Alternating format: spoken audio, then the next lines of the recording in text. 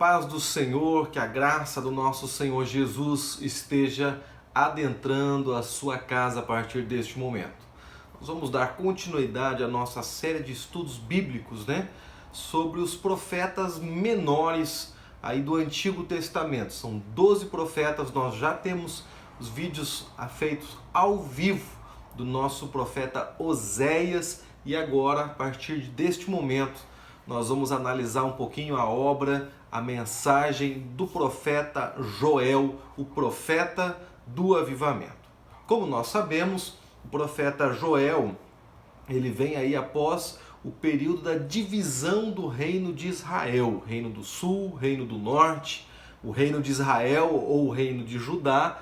E então esse profeta Joel, ele profetizou para o reino do sul, ou seja, ele profetizou para Judá. Uma visão geral, o profeta Joel, o seu nome significa Javé é Deus, o Senhor Jeová é Deus. O propósito do livro de Joel é chamar a nação de Israel, chamar em especial ao reino de Judá, ao arrependimento, para que eles pudessem escapar aí do juízo de Deus que viria sobre aqueles que não servissem a Jeová de maneira íntegra e completa, deixando de lado toda a idolatria que a nação estava caminhando nesta direção. A data de Joel é uma das coisas mais difíceis de precisar, porque não há um consenso entre os estudiosos.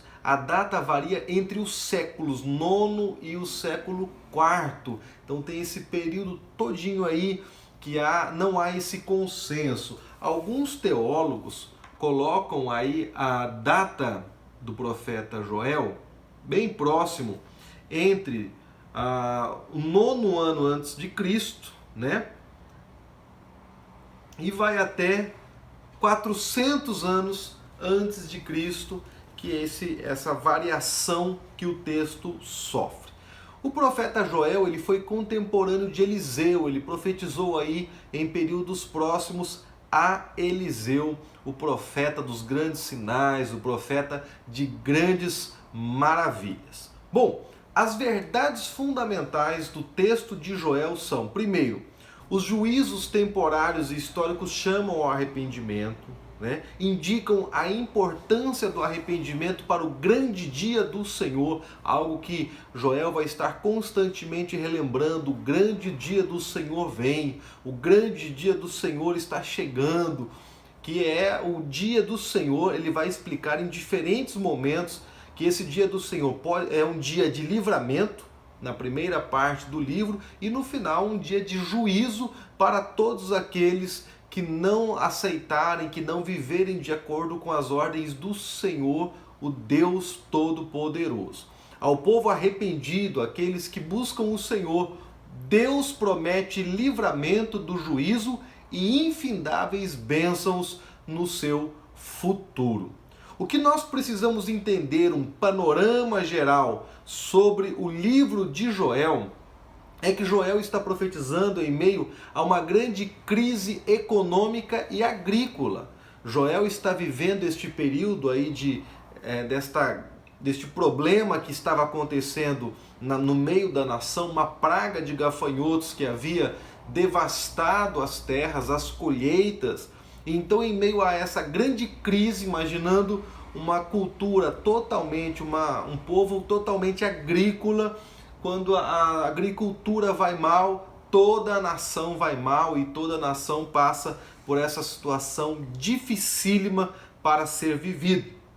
E então ele vem pregando e dizendo que o dia do Senhor vem como aí o ápice de grandes acontecimentos, livramentos, bênçãos, juízos sobre aqueles que não esperam o Senhor. Na primeira parte do livro, o dia do Senhor é apresentado como um dia de devastação e julgamento contra o próprio povo de Deus, porque este povo havia se perdido em idolatria, havia se perdido, se esquecido de cultuar ao Senhor, mais preocupados com as suas plantações, mais preocupados com os seus afazeres, do que em cultuar ao Senhor e adorar pelo que o Senhor merece.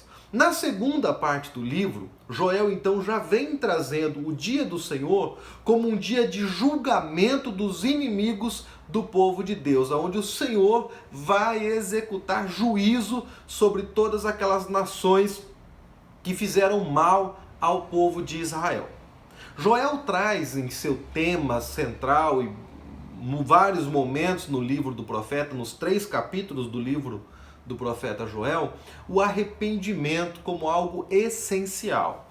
E ele fala do arrependimento de rasgar o coração, de lançar cinzas sobre a cabeça, mas esse arrependimento é importante, mas o arrependimento de verdade, não só rasgar as roupas e jogar cinza, mas um coração quebrantado, um coração rasgado diante do Senhor, é o que espera realmente o profeta e o que ele está declarando que Deus espera do seu povo.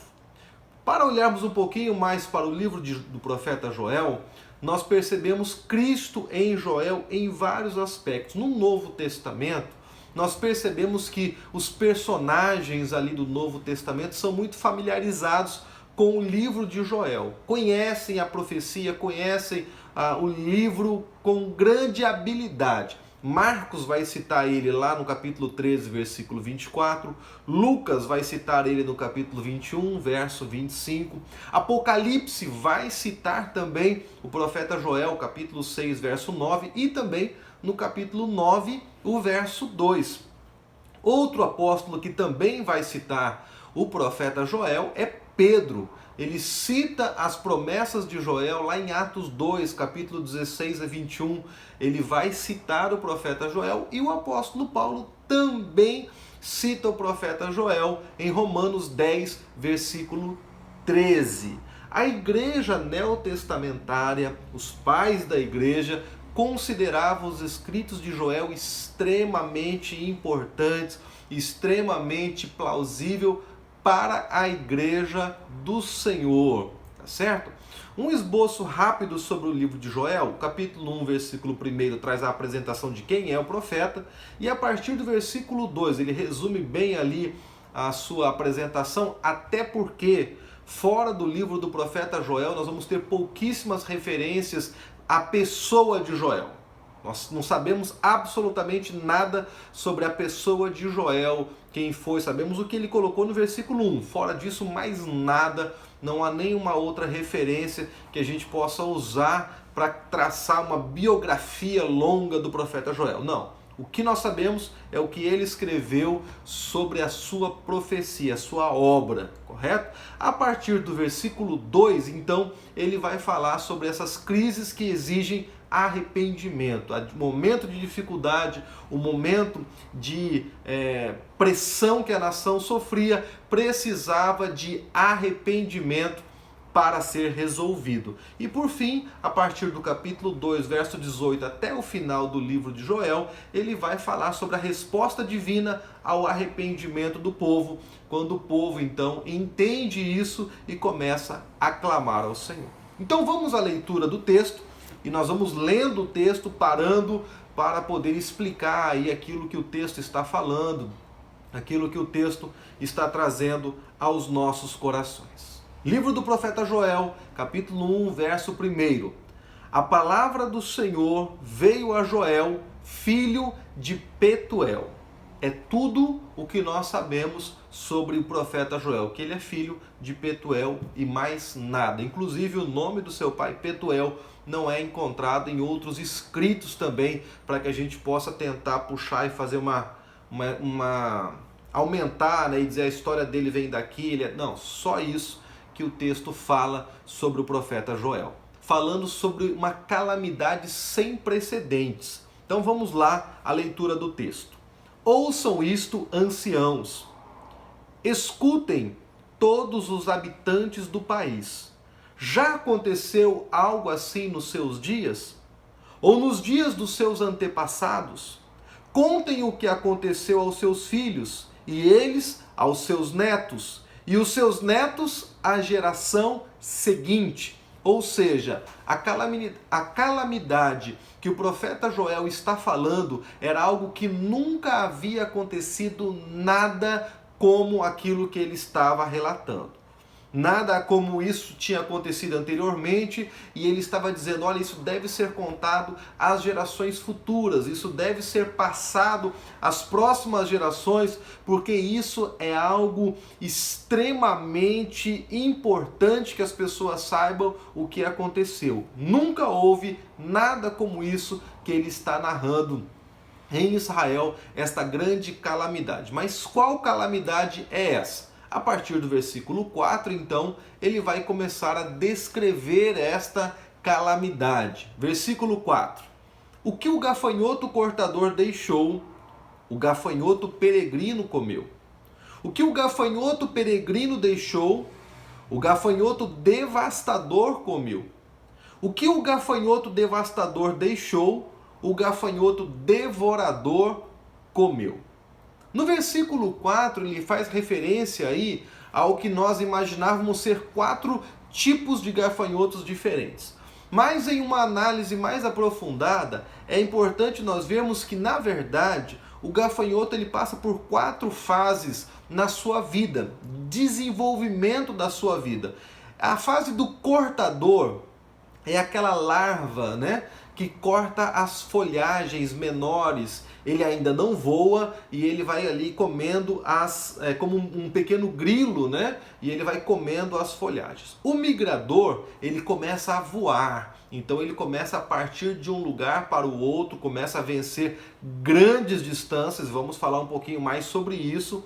E o devorador é a idade adulta, quando esse animal tem o seu apetite aumentado e ele então come ferozmente, acaba com grandes áreas de plantações ou de vegetação. Ele come qualquer tipo de vegetação. Por último, ele fala sobre o gafanhoto destruidor, que é o pulgão que se alimenta da seiva e mata a planta. Ou seja, um veio, cortou as folhagens, cortaram ali os galhos, a árvore, a planta já está quase morta. Por último, o destruidor vem ali, puxa a seiva e mata completamente esta planta.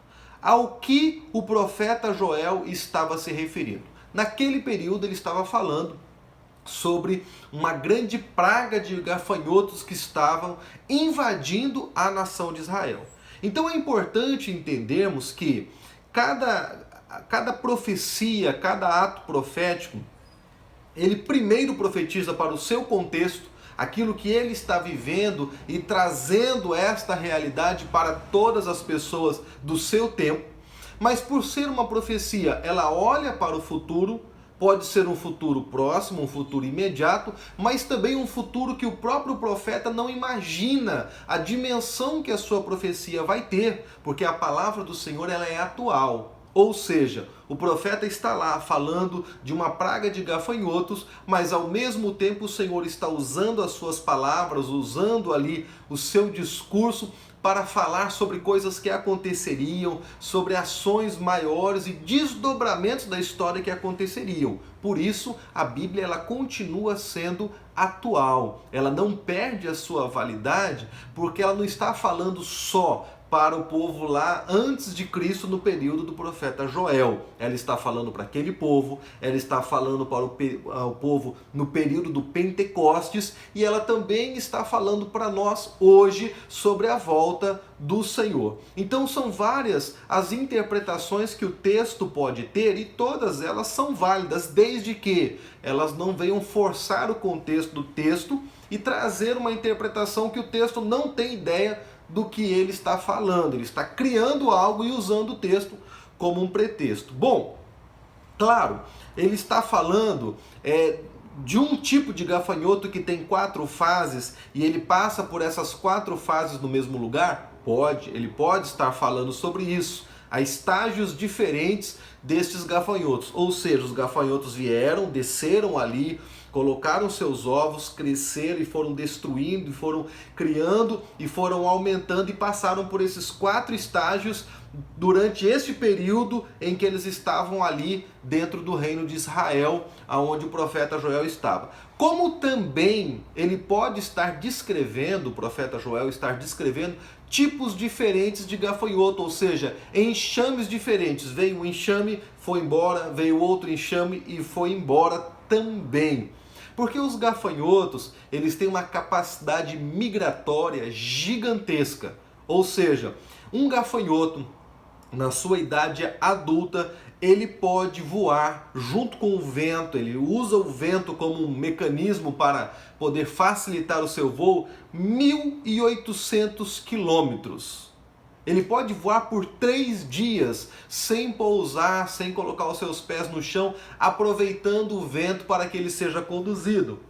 Ao pousar, as fêmeas criam buracos no chão e colocam seus ovos ali no chão. E esses ovos vão eclodir e vão dar uma nova geração de gafanhotos que vai continuar devastando esta área. Acredita-se que essa nova geração que nasce ali, ela não consegue se procriar tanto depois de um tempo, quando acaba a vegetação, esses gafanhotos morrem, desaparecem e aí fica esperando um novo momento, uma nova praga, uma nova ação, mas eles não conseguem ficar constantemente ali, eles não conseguem se fixar neste lugar porque eles vão morrendo e não vão procriando mais depois de um tempo. Então essa é a descrição da visão, da profecia que Joel traz no capítulo 1, versículo 4. Também podemos dizer que o gafanhoto, a visão que Joel está dizendo, é uma ação onde o pecado da nação estava destruindo as finanças, a economia do país. Sim, podemos dizer isso, porque a economia de Israel estava baseada na agricultura. Ou seja, uma praga de gafanhotos vai dizimar todas as colheitas que eles estavam fazendo. A partir desta praga, a nação vai ter muita dificuldade em se reerguer e até em ofertar ao culto, porque basicamente o culto no período do profeta Joel era levar ofertas ao templo para agradar ao Senhor, pedir perdão pelos seus pecados e levar ali o seu cereal, levar ali o seu gado, levar ali a sua oferta diante do templo, diante do sacerdote. Por isso, muitas ligações são feitas entre a prosperidade que é destruída e os gafanhotos que invadem a sua vida financeira e outras ações que acontecem, tá certo? Bom, a partir do versículo 5, então, o profeta começa a dizer: acordem bêbados e chorem, lamentem todos vocês bebedores de vinho, gritem por causa do vinho novo, pois ele foi tirado dos seus lábios. Uma nação invadiu a minha terra poderosa e inumerável. Seus dentes são dentes de leão, suas presas são de leoa. Arrasou as minhas videiras e arruinou as minhas figueiras. Arrancou-lhes a casca e derrubou-as, deixando brancos os seus galhos. Pranteiem como uma virgem em vestes de luto, que lamenta pelo noivo da sua mocidade. Versículo 9. As ofertas de cereal e as ofertas derramadas foram eliminadas do templo do Senhor. Os sacerdotes que ministram diante do Senhor estão de luto. Os campos estão arruinados, a terra está seca, o trigo está destruído, o vinho novo acabou, o azeite está em falta. Desesperem-se agricultores, chorem produtores de vinho, fiquem aflitos pelo trigo e pela cevada, porque a colheita foi destruída. A vinha está seca e a figueira murchou. A romanceira, a palmeira e a macieira, todas as árvores do campo secaram. Secou-se mais ainda a alegria dos homens. O profeta Joel começa este trecho do seu texto, do verso 5 até o verso 12, falando para acordar os bêbados, porque o vinho acabou. Não tem mais como eles estarem ali participando da sua bebida. E ele começa então a falar desta invasão, desta ação que esses animais fizeram, esta praga fez em Israel e arrasou com tudo. E aí ele diz assim, olha, até as virgens pranteiem em vestes de luto. O casamento é algo extremamente sagrado na nação de Israel. Um homem, quando se casa com uma mulher, ele tem 1 ano onde ele é liberado do serviço militar, onde ele é liberado de todas as obrigações para fazer feliz a sua esposa. Mas o texto no verso 8 diz para as noivas chorarem nas suas vestes de luto, pelo noivo da sua mocidade, ou seja, ali ela vai passar um processo muito difícil, por causa que a nação inteira irá enfrentar esse julgamento, esse juízo de Deus que veio através desta praga de gafanhotos, tá certo? Quando ele fala das ofertas de cereais a partir do versículo 9, é aquilo que nós falamos, o vinho, o cereal, eram coisas que também eram levadas ao templo para oferecer ao Senhor, para as festas, para as celebrações religiosas de Israel. Se não tem colheita, como eles vão oferecer ali as suas ofertas ao Senhor? E ele começa a dizer, olha, podem entrar em desespero mesmo, podem chorar, podem ficar aflitos, porque toda a colheita foi destruída. O trigo, a cevada, o vinho, podem chorar e podem se desesperar porque a vinha também está seca. Ou seja, Joel não está criando um cenário bonito e dizendo para eles, olha, fica tranquilo que tudo vai dar certo. Não, ele está dizendo, podem chorar, podem clamar, podem buscar ao Senhor, porque tudo aquilo que vocês estavam colocando a sua esperança acabou. A partir então do versículo 13, ele começa uma etapa do seu texto chamando a nação ao arrependimento. Ou seja, vamos nos arrepender dos nossos pecados para que o Senhor tenha misericórdia de nós.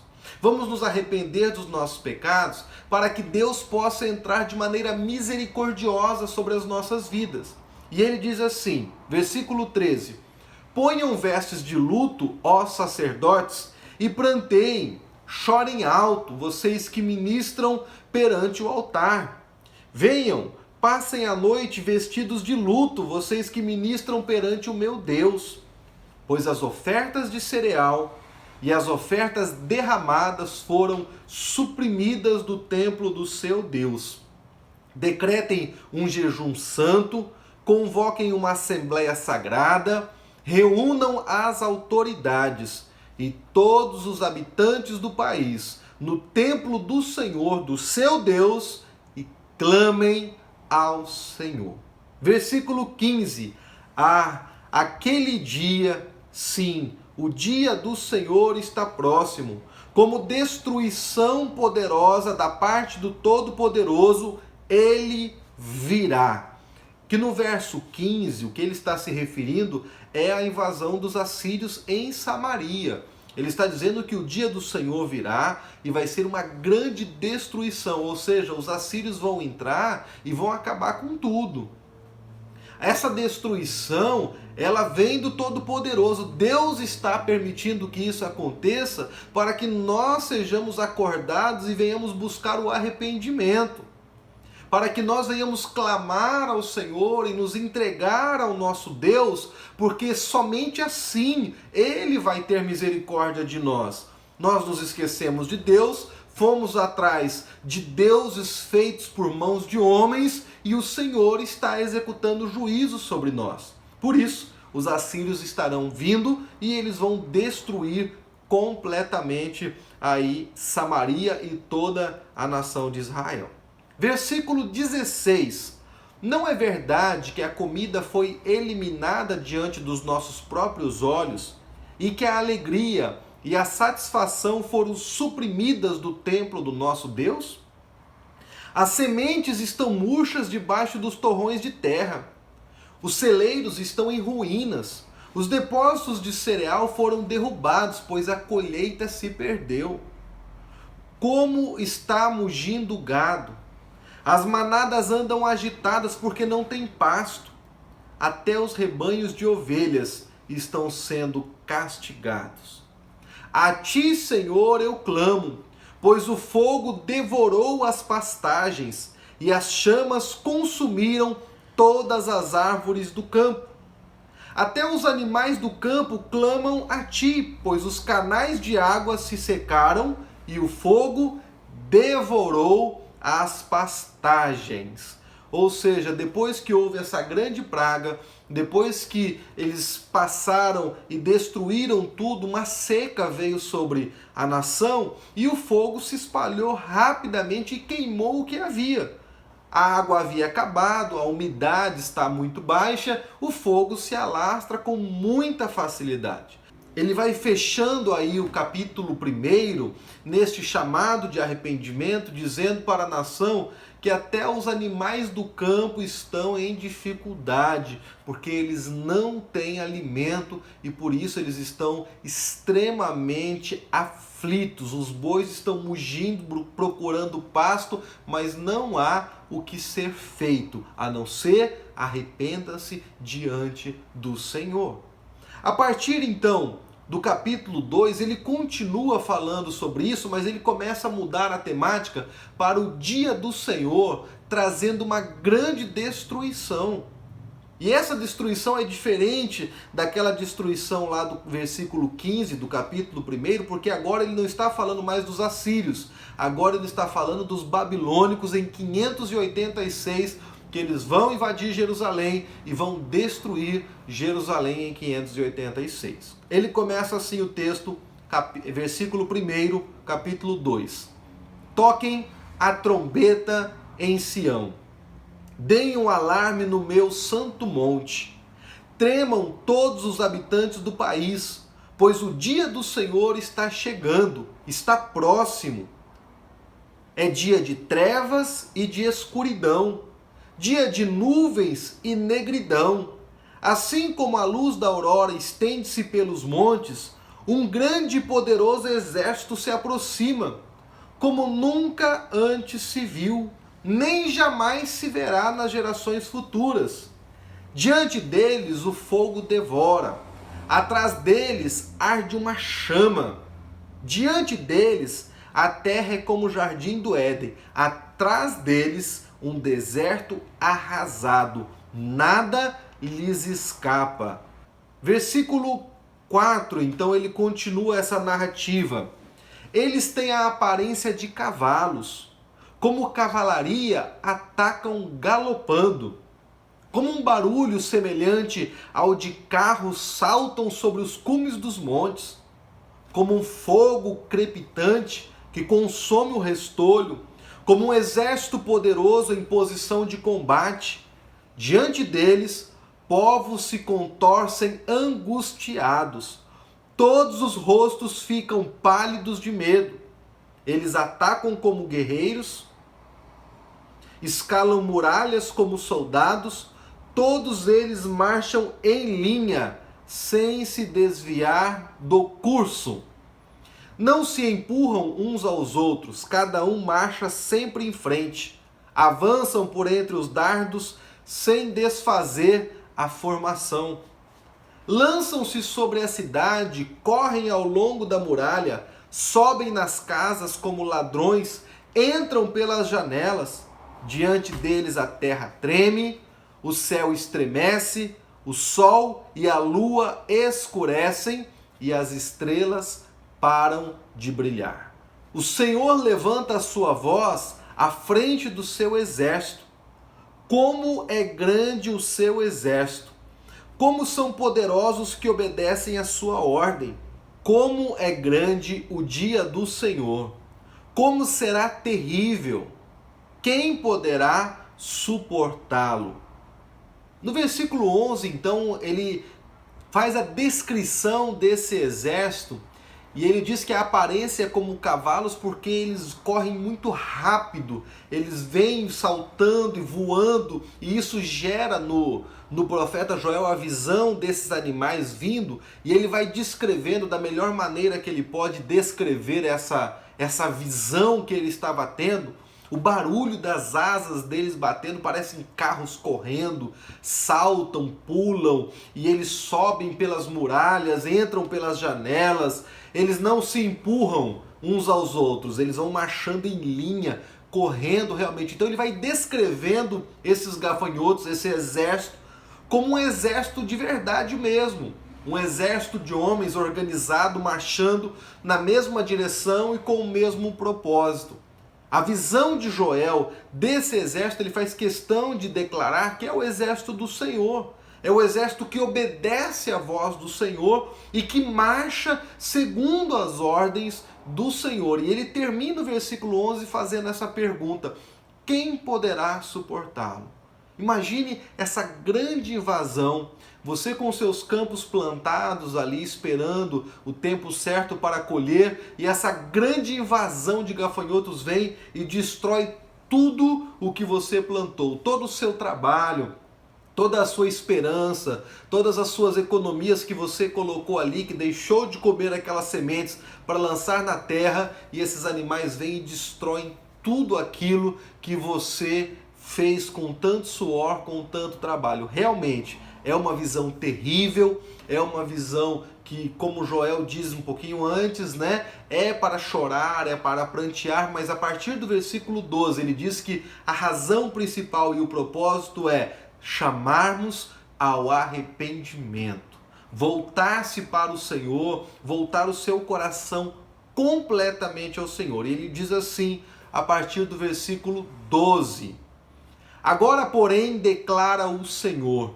voltem-se para mim de todo o coração, com jejum, lamento e pranto. Rasguem o coração e não as vestes. Voltem-se para o Senhor, para o seu Deus, pois Ele é misericordioso e compassivo, muito paciente e cheio de amor. Arrepende-se e não envia a desgraça. Talvez Ele volte atrás, arrependa-se e ao passar deixe uma bênção. Assim vocês poderão fazer ofertas de cereal e ofertas derramadas para o Senhor, o seu Deus. Então Joel está aqui dizendo para a nação: olha, o segredo para nós vencermos toda essa visão, toda essa desgraça, toda essa terrível assolação que nós sofremos é voltar o nosso coração completamente ao Senhor, rasgar o nosso coração diante do Senhor e buscá-lo para que Ele tenha misericórdia, para que Ele seja paciente conosco. E aí no versículo 14 ele diz: talvez a gente consiga mudar esta ação de Deus que está decretada, para que nós possamos nos livrar, e quem sabe Deus não pode nos dar uma bênção, quem sabe Deus, através do nosso arrependimento, possa derramar sobre nós o seu cuidado e fazer com que tudo isso que está sendo visto venha ser transformado em bênção e não em maldição. A partir do versículo 15, então, ele chama o povo para clamar ao Senhor por libertação, para serem livres desta condenação. E ele diz assim, versículo 15: toquem a trombeta em Sião, decretem jejum santo, convoquem uma assembleia sagrada, reúnam o povo, reúnam as crianças, aquelas que mamam no peito, até os recém-casados devem deixar os seus aposentos, ou seja, agora vocês não estão dispensados, venham para cá e vamos clamar ao Senhor juntos por livramento. Versículo 17, que os sacerdotes que ministram perante o Senhor chorem entre o pórtico do templo e o altar, orando: poupa o teu povo, Senhor, não faças da tua herança motivo de zombaria e de piada entre as nações, porque se haveria de dizer entre os povos: onde está o Deus deles? O chamado que Joel está falando é: vamos clamar ao Senhor, vamos lembrar ao Senhor que nós somos a herança dele, vamos lembrar que nós somos o povo que o Senhor tirou do Egito, que nós somos a sua nação santa. Vamos clamar por um livramento de Deus, para que nós possamos experimentar aí a bênção do Senhor sobre as nossas vidas e um resgate que só Ele pode fazer, a graça que só Ele pode realizar nas nossas vidas, a ação poderosa que vem desse Deus grande e temível, para que Ele tenha misericórdia, para que os outros povos possam ver que o Senhor está conosco. A partir então do versículo 18, no capítulo 2, começa a narrar a promessa de restauração. Ou seja, se nós nos arrependermos, se nós clamarmos ao Senhor, há uma promessa de restauração para o povo de Deus. Versículo 18. Então o Senhor mostrou zelo por sua terra e teve piedade do seu povo. O Senhor respondeu ao seu povo: estou lhe enviando trigo, vinho novo e azeite, o suficiente para satisfazê-los plenamente. Nunca mais farei de vocês motivo de zombaria para as nações. Levarei o invasor que vem do norte para longe de vocês, empurrando-o para uma terra seca e estéril, a vanguarda para o mar oriental e a retaguarda para o mar ocidental. E a sua podridão subirá, e o seu mau cheiro se espalhará. Ele tem feito coisas grandiosas. Não tenha medo, ó terra. Regozije-se e alegre-se. O Senhor tem feito coisas grandiosas. Não tenham medo, animais do campo, pois as pastagens estão ficando verdes. As árvores estão dando seus frutos. A figueira e a videira ficam carregadas. Ó povo de Sião, alegre-se e regozije-se no Senhor, no seu Deus, pois Ele lhe dá as chuvas de outono, conforme a sua justiça. Ele lhe envia muitas chuvas, as de outono e as da primavera, como antes fazia. As eiras ficarão cheias de trigo, os tonéis transbordarão de vinho novo e de azeite. Vou compensá-los pelos anos de colheita que os gafanhotos destruíram. O gafanhoto peregrino, o gafanhoto devastador, o gafanhoto devorador e o gafanhoto cortador, o meu grande exército que enviei contra vocês. Vocês comerão até ficarem satisfeitos e louvarão o nome do Senhor, o seu Deus, que fez maravilhas em favor de vocês. Nunca mais o meu povo será humilhado. Então vocês saberão que eu estou no meio de Israel. Eu sou o Senhor, o seu Deus, e não há nenhum outro. Nunca mais o meu povo será humilhado.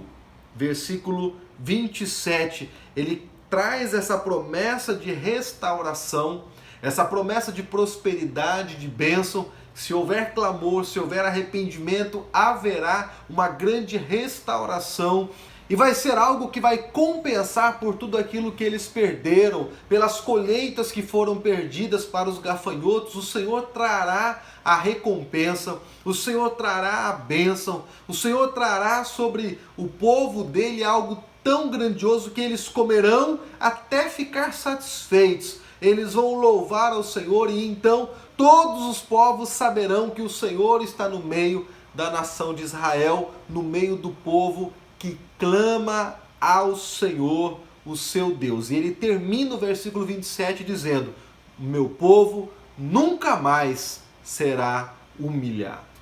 Então ele começa uma nova etapa dentro do texto, mas ainda assim essa nova etapa é um complemento desta prosperidade, é um complemento dessas bênçãos, do arrependimento, do clamor ao Senhor, o derramamento do Espírito Santo, que é descrito lá em Atos capítulo 2 também, fazendo referência a esse texto de Joel, que vai do versículo 2, verso 28 a seguir.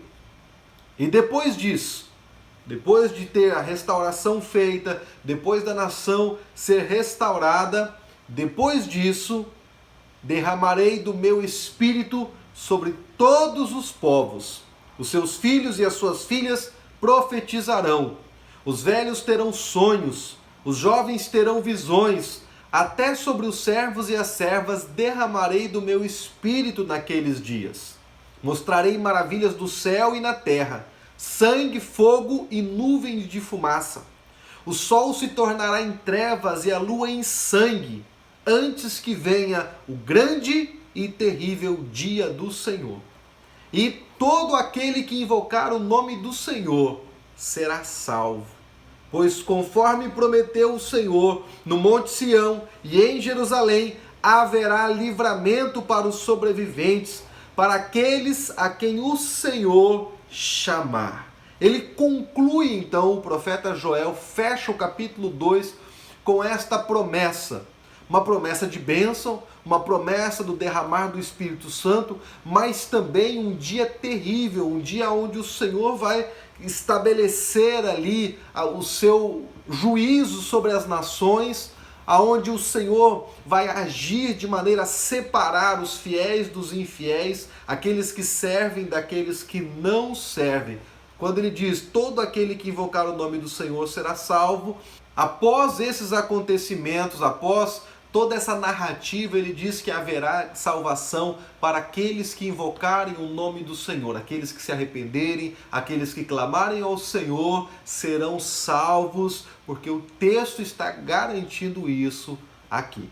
No capítulo 3, então, o profeta Joel vai encerrando aqui a sua narrativa desses últimos 20 versículos do capítulo 3 sobre o julgamento, mas agora não é o julgamento sobre o seu povo, mas é o julgamento sobre aqueles povos que fizeram mal ao seu povo. Aqueles povos que se rebelaram contra o Senhor, que se voltaram contra o Senhor. E ele começa no capítulo 3, versículo 1, dizendo assim: sim, naqueles dias e naquele tempo, quando eu restaurar a sorte de Judá e de Jerusalém, reunirei todos os povos e os farei descer ao vale de Josafá. Ali os julgarei por causa da minha herança, Israel. O meu povo, pois, espalharam o meu povo entre as nações e repartiram entre si a minha terra. Tiraram sorte sobre o meu povo e deram meninos em troca de prostitutas.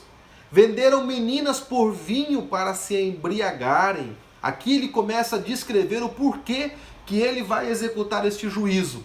Porque os povos que estavam ao redor de Israel pegavam as crianças de Israel, os vendiam, trocavam por prostituta, trocavam por bebida, e essas crianças iam para os lugares mais distantes da terra e nunca mais poderiam voltar a Israel, nunca mais voltariam a ver as suas famílias, porque foram vendidos como escravos para esses povos. E aí o Senhor diz que haverá julgamento para essas nações, especialmente para Tiro, Sidom e a Filistia.